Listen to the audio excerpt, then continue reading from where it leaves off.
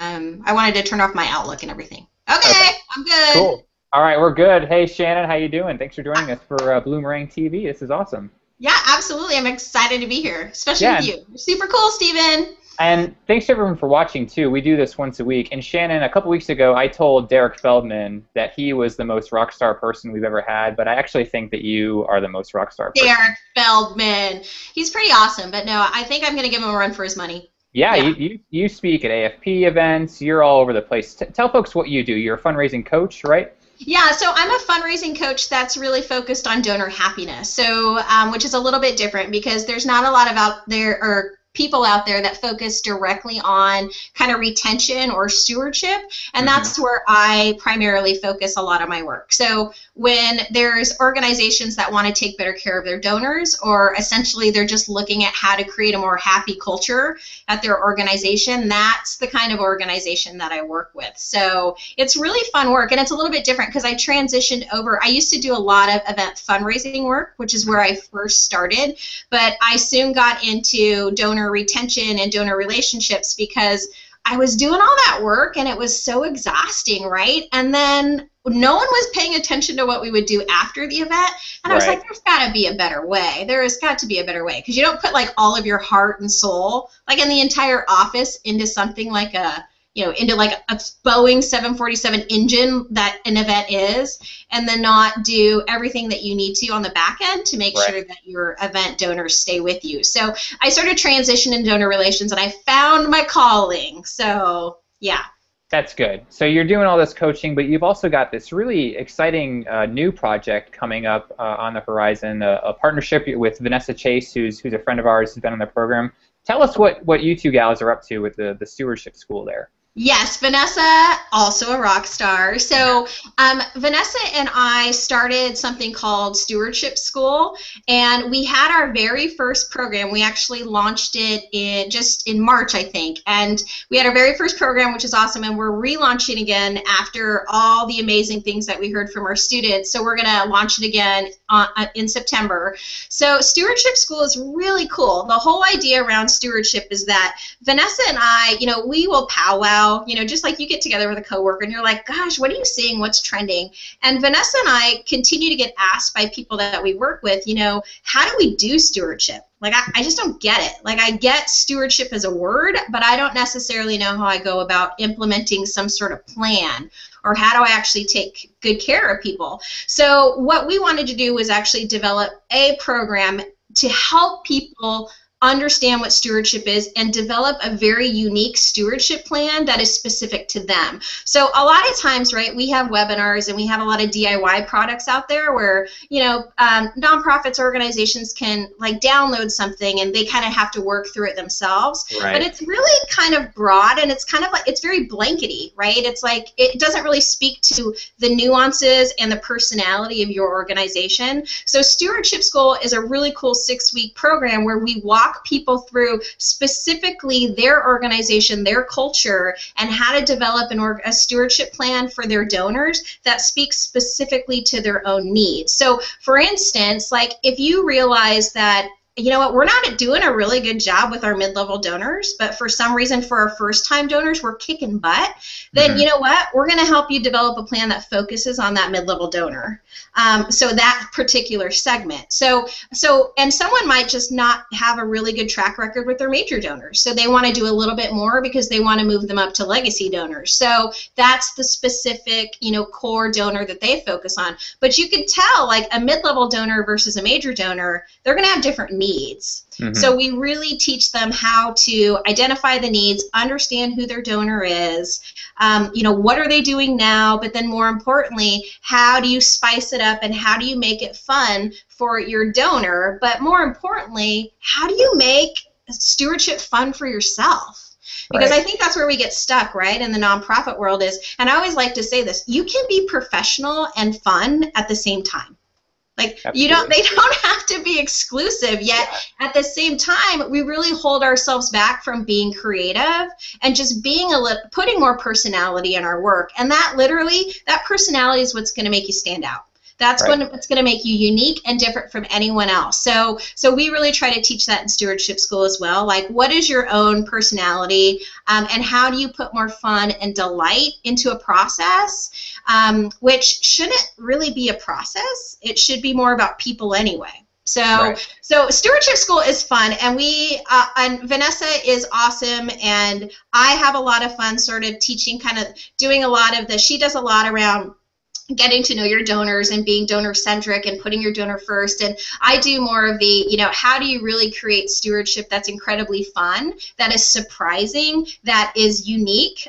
So basically, what is the personal brand of your organization, and how do you weave that through how you take care of your donors, throughout the year? So it's really fun, and we've gotten a lot of great feedback, and that's why we're launching it again, because people are just really excited about it. And the other thing that I want to say, too, is, it goes, like, some people in the course are people that are from a small, itty-bitty organization that have never done stewardship before, and they're really looking for, how do I do it? Like I talked about, like, I'm hearing it's a thing, and how do I do it? And then we've got other people that have been stewardship officers for 25 years, and they're just like, you know what? I'm burned out. I'm tired. I need more ideas. I need fresh perspective. And they're getting just as much out of Stewardship School, than the person that's never done stewardship before. So it's lovely, and it's a lot of fun. And we, in class 2, I'll stop talking about it, I swear. There's 2 other things that we really like to reinforce. Is one, Vanessa and I were also available throughout the whole course. Like, you can email us, you can call us, you can do whatever, because we really want to teach people, especially in the nonprofit or our world, that you can ask for help. You should ask for help. Like, you should never get in a place where you're so stuck that you just don't, or we don't want you to feel embarrassed to ask people for help. And I think a lot of times as young fundraisers or people in the business, it's like, I'm supposed to know this stuff. And you're not. So we really reinforce ask for help. And then the other thing is that fundraising in general, and you know this, Stephen, our community is amazing. Like, I like to call us, the League of Extraordinary Do-Gooders. Like, we really are super big fans of the work that we do and other people like us who do our work. And so really we want to build community. So that's part of it too in our course, is we don't want you just to talk to us. Like, we want you to talk to the other students, because they're on the ground, they're in the trenches, they're doing the work that you do. So really cross-pollinate, and find a community that even after school you get to go back to and be like, oh gosh, I'm stuck. Like, who's had this experience and how have you worked through it? So that's what's also unique about it, which we have a lot of fun with. So yeah, you're getting a lot of attention for this. Obviously, it's made a big splash. And you and Vanessa, you're experts. You're well known.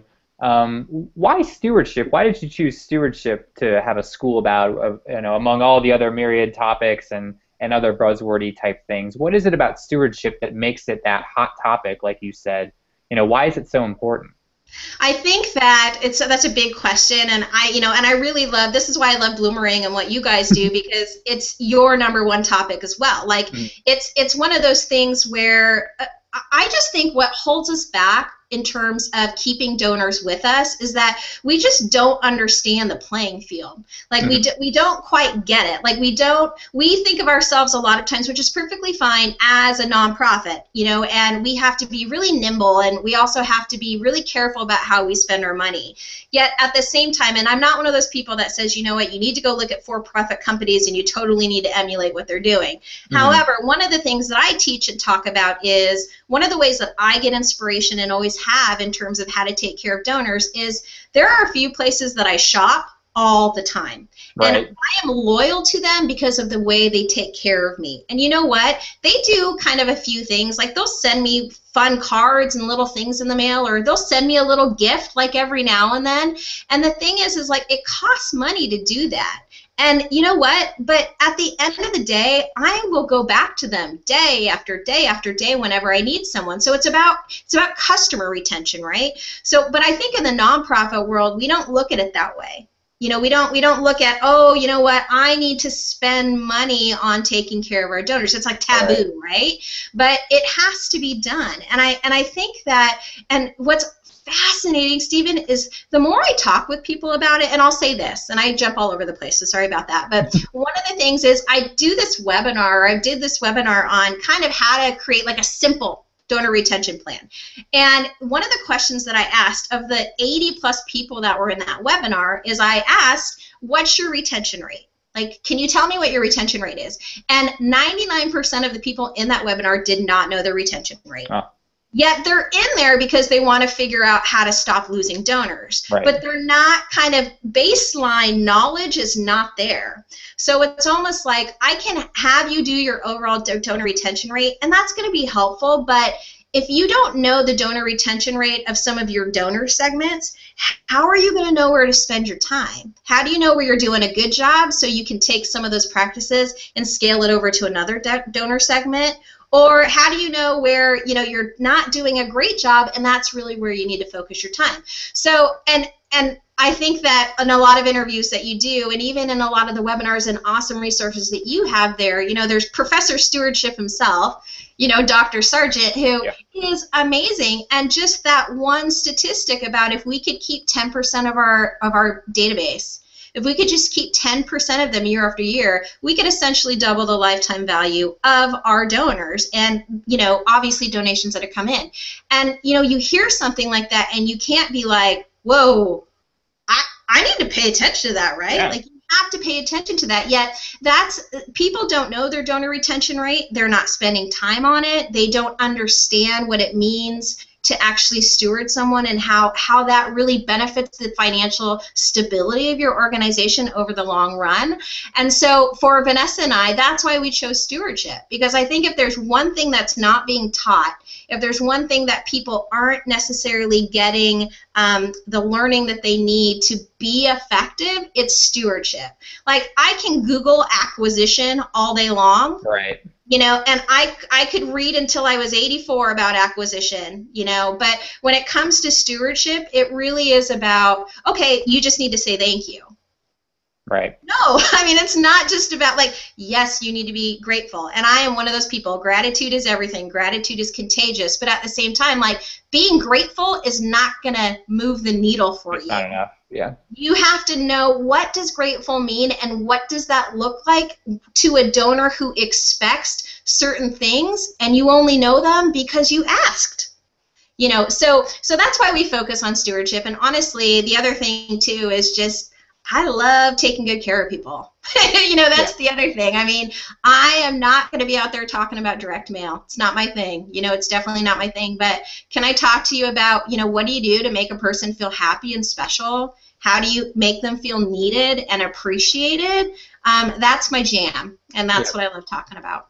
Well, you're definitely feeling a need. So where can folks find out more about this program? They all got to sign up right now. They can just go, they can go online to thestewardshipschool.com, and they can read all about it. So yeah, and if you have any questions, email me or, you know, email Vanessa. There's an email on there, but honestly, yeah, we love talking about it. So you're on Twitter, you're tweeting a lot. People can reach out to you there. We'll definitely post the link. Yeah. Yeah. Well, this is cool, Shanon. Thanks for you know, sharing this with us. Real quick, I want to get your World Cup prediction because the game is. Oh, come on! I'm wearing stripes. Yeah. You know? Yeah. No, we are definitely go USA. Yeah. Okay. Go USA. Definitely. Well, Stephen, and I do have to say, you did send me an epic picture today of Clint Dempsey, which was so hilarious. And I wish you could put that on there, like somehow show people what it was. But it had me, like, I spit my tea out on my screen. Yes. But the other thing to understand too, Stephen, is that Clint Dempsey and DeAndre Edlin, they play for the Sounders up here in Seattle. Oh, in Seattle, yeah, that's right. We are a huge MLS city, and we love our boys, and we love USA. So go USA. What's your prediction? My prediction is they will win. They will beat Belgium. That is my official prediction. Maybe, I love it. I'm saying 2-1. Yep. 2-1. I like it. 2-1. Yeah. This is going to air after the game, so we're going to look back on this next week and see how, you know, good we were. But Absolutely. No, I'm Stephen, confident. and it's great. And, one of the things that I'd also like to say, too, before I go, is that a lot of times people look at us as the experts, like how you talked about Vanessa or me or some of the other amazing people that you've had on here. But I also just want to give a shout out to you, Stephen, because you are so much an expert yourself. Stop it. Stop it. I'm being serious, because a lot of times we think, oh, that person just works for that company. Therefore they don't. But you know what? You know just as much as I do and care just as much about donor retention as I do. So don't just come to me. You get Steven's on Twitter too. So you look him up when you have questions. I think I might sign up for the Stewardship School. Like, you convinced me. You got to do it. Yeah, you got to do it. It's a lot of fun. We keep it fun. Yeah. Fun is good. Fun is important. Fun is good. Is fun. Okay. Awesome. Go USA. Yeah. Thanks for hanging out with us for a few minutes, and thanks everyone for watching. Check out Shanon. She's doing awesome things. We will catch everyone next week for next week's episode. So see you then, Shanon. Thanks for talking to us. Yeah, see ya. All right, adios.